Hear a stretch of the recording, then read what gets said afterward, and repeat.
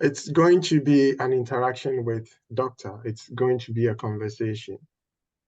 However, I'm not sure if we can exhaust all the questions we have. So we would do until we get to a point, and then we may call it a day. If we are unable to finish it, we'll reschedule and then invite him another time to continue. In case we asked that people post their comments, and we had 2 questions coming on board. So let's see how it goes. And if you need clarity, kindly just use the reaction button to put up your hand, and then you can get some clarity on some of the things he says. One thing I want to admonish all of us is that we should try and stay within the conversation. Let's not deviate. Let's not ask questions which are not really about the session we are having now, so that we can have the best. And I hope at the long run, we will pick a thing or two from the discussion. So once again, thank you for being here. Let me confirm if Doctor is around. Hello, Dr. Pickson.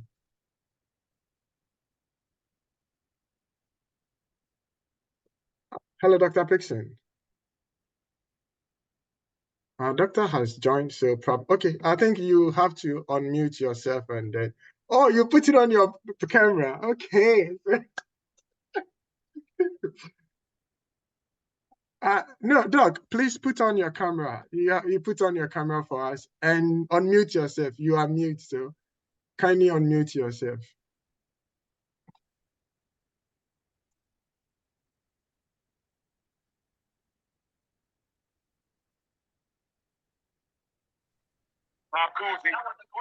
Oh, okay. Okay, so it's okay.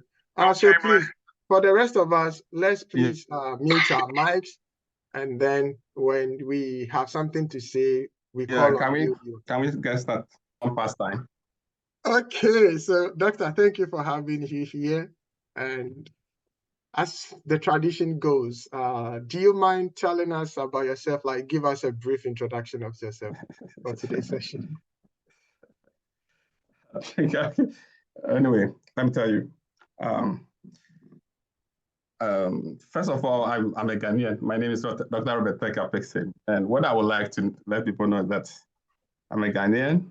I had most of my education in Ghana. I think I only came to China to continue with my doctoral studies, but most of my education, I had that in Ghana. I actually consider myself an academic economist. That's what I normally consider myself to be. And what I've been able to do after graduation is that I've also got into research. So I think after coming to China to have my doctoral studies, after that, I just follow my passion. So that's what I can tell you. Just a brief.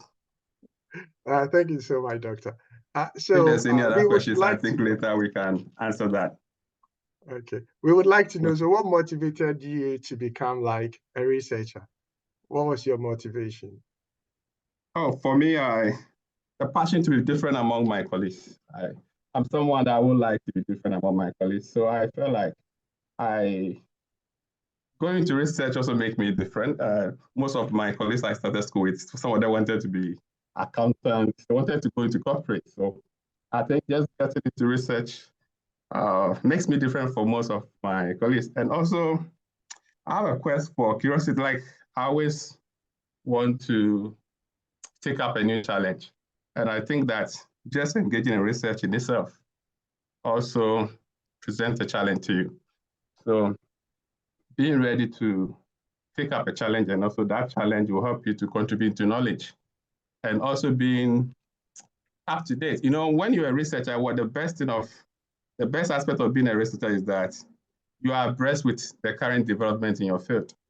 So I think the major factor that drives me to that actually drove me into research is the knowledge you gain at the end of the day, because you're always abreast with the current happening in your field. And I think that was a major motivating factor to me. Oh, Okay, I thank you think the so other much. factors I considered, the other factors that I think this is major. You know, when you are into research, you have your independence. So there are certain careers that when you are into it, you are not independent. You don't have an independent mind. You're always being dictated to. But I think that when you are in research, you have independence of your own, and also there's that personal fulfillment that you have. That you take up a challenge, you're able to execute that challenge, and then you feel fulfilled. That's what actually drove me to research. Oh, okay. Thank you, Dr. Rich. Pickson. So, considering you mentioning that when you went into research, you're able to learn more and you're also abreast with the things happening in your field, how do you compare the knowledge we gain from the classroom to when we begin to conduct research, write theses, write manuscript for publication? Do you think we gain more knowledge than what we gain from the classroom doing the research? Yes, I think that the knowledge we gain in the classroom is what we actually need to put into research. Because the thing is, most of the things that we learn are theories. So we need to experiment some of the things we learn. So if you are not using what you've learned, actually, then you have not gained anything. So what you have learned, you need to go out there and also challenge yourself with those knowledge that you acquire. So when you are before you go into any research, the knowledge that you gain, or let's say you are in a particular field, you have to identify issues or problems in that particular field. Then you come out with a topic, then you conduct the research. So actually what we learn in classroom should be foundation for further research or maybe conducting a research. So actually what we learn in class, I think is very important. Without that, we cannot even embark on anything. Because assuming you want to go into research and you don't have basic knowledge about research, let's say you don't have knowledge about the concept of research, the process, how can you go into it? So what actually we learn serve as a guide. The practical, like in our, like after school, whatever that you learn, you need to put it to use. Oh, okay. Thank you so much. So looking at what motivates you to go into research as graduate students, writing theses, writing papers for publication, sometimes it becomes very difficult and you feel like giving up. How do we stay motivated as graduate students conducting or writing theses? I think that if you're talking about motivation, the thing is that you actually have to do what excites you. So if you want to be motivated, you need to what? You have to make sure that you are excited by yourself. Like whatever you are doing, you are interested in it. That will make you stay motivated. If you're doing something that you know that you are not passionate about, then it means that you are going to struggle.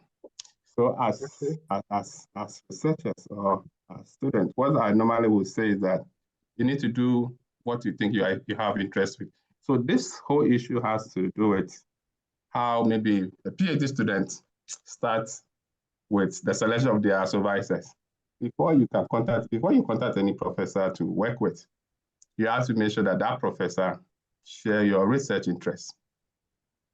So that means that will make you to, I don't know, do something that you are interested in. So you just don't go and maybe request for supervisorship for any professor because you think he's there to offer you an acceptance to work with. You have to make sure that the area of the research interest of the professor is something that you're also passionate about and you want to develop a career in that regard. So for me, if you want to stay motivated, do what you are so passionate about.